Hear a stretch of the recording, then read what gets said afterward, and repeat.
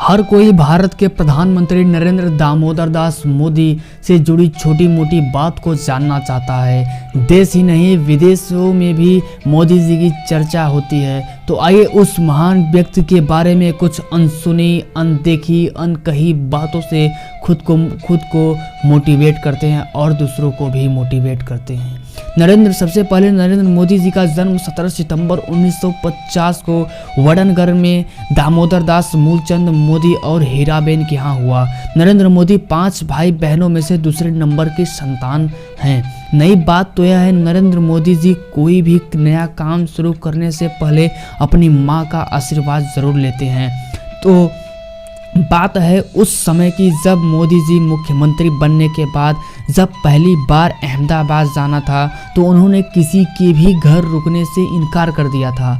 मोदी जी ने तय किया कि वो अहमदाबाद के सर्किट हाउस में रुकेंगे। मोदी जी ने अधिकारियों को सख्त हिदायत दी थी कि किसी भी विधायक के नाम पर कमरा बुक ना किया जाए, ना ही कोई पेमेंट किया जाए। जहां रुकना महंगा ना हो बल्कि सरकारी व्यवस्था हो उसे ही भावी मुख्यमंत्री के लिए बुक किया जाए।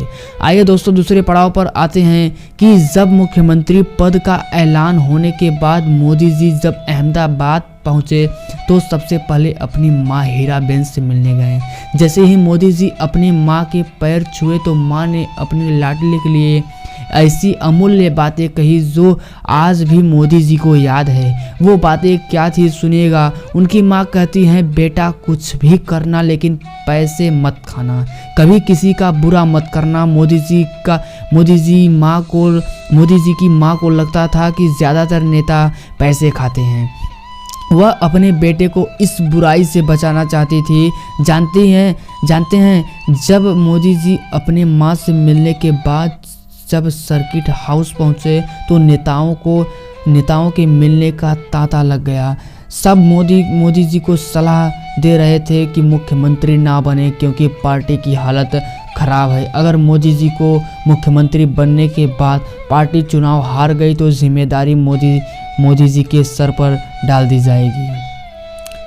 वो कहते हैं ना कि कोई लाख बुरा चाहे तुम्हारा क्या होगा जब ऊपर वाला साथ है। ऐसा ही कुछ भी नहीं हुआ और मोदी जी जब तक मुख्यमंत्री रहे गुजरात में भारी बहुमत से सरकार बनाते रहे। बात करते हैं जब मोदी जी मुख्यमंत्री बने तो तकनीक से गुजरात के तटों पर रहने वाले मछुआरों को ज़िंदगी में बड़ा बदलाव किया।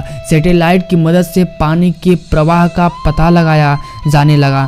इससे तूफान आने से पहले ही मछुआरों को आगाह कर दिया जाता था और उनकी जान बच जाती थी। सैटेलाइट की मदद से आदिवासियों की ज़मीन को पहचान करके उन्हें मालिकाना हक दिया गया। देश में सैटेलाइट का ये अपनी तरफ का पहला उपयोग था जो मोदी जी ने किया।